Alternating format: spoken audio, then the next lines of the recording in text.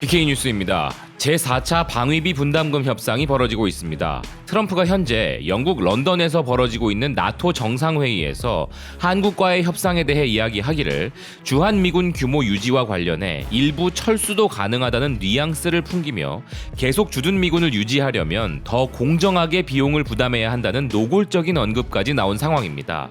그리고 앞서 미국 조야에서 한국에 대한 압박을 반대한다는 소식을 전해드렸고 상원에서도 목소리가 나왔다고 말씀드렸었는데요. 이번엔 미국 하원에서 이에 적극 반대하는 목소리가 나오고 있습니다. 미국의 밀리터리 타임즈는 미국이 28,000명의 주한미군을 유지하기 위한 한국의 지원에 대해 거의 5배의 비용 지불을 요구한 것에 대하여 미 하원 지도부가 이것으로 인해 주요 동맹국들과의 관계가 해체될까 우려하고 있다고 보도했습니다. 아담 스미스 미 하원 군사위원장과 엘리엇 엥겔 하원 외교위원장은 마이크 폼페이오 국무장관과 마크 에스퍼 국방장관에게 이 같은 내용을 담은 서한을 보냈다고 기사는 이야기하고 있는데요.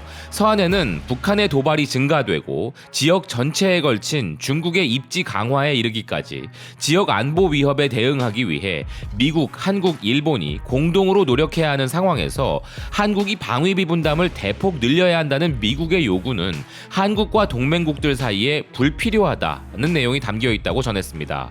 한국은 10억 달러 규모의 지원을 하고 있으며 이미 7천만 달러의 재정 지원을 강화하는 등 충분한 역할을 하고 있는데 트럼프가 동맹국 간의 관계를 틀어지게 만들 수 있는 무리한 압박을 하고 있다는 것인데요. 또한 하원 의원들은 서한에서 미군을 한반도에 계속 주둔시키는 것은 한국을 지키기 위한 것만이 아니다라고 언급했으며 사실상 그보다 앞선 우리의 주요 목적은 미국의 국가안보 강화라고 이야기했습니다.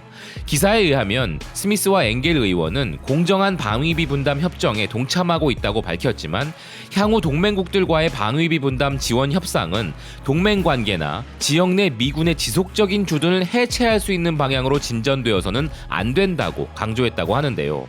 이에 따라 폼페이오 장관과 에스퍼 장관에게 2주 이내에 일련의 질문에 대해 답할 것을 요청했으며 여기에는 특히 군사 연습과 훈련, 작전 및 지속에 따른 비용을 감안하여 한반도 주둔 미군 유지에 드는 연간 총비용 등의 질문이 포함된다고 기사는 밝혔습니다.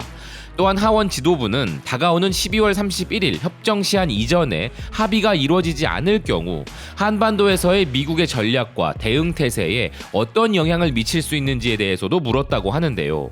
기사는 이전부터 밀리터리 타임즈를 통해 이 문제에 대해 경고했던 수십 년간 한국을 포함한 군복무 경험이 있는 군사 전문가 데이비드 맥스웰의 말로 협정이 만약 연말을 넘겨 1월까지 합의를 보지 못할 경우 미군이 주둔 국가의 지원 없이 작전을 유지하기 위해 병력 및 행정 필수 서비스를 직접 수행해야 할 것이라고 말하면서 11월에 데이비드 맥스웰이 언급했었던 우리는 엉망진창이 되어가고 있다는 말을 다시 한번 인용하고 있습니다.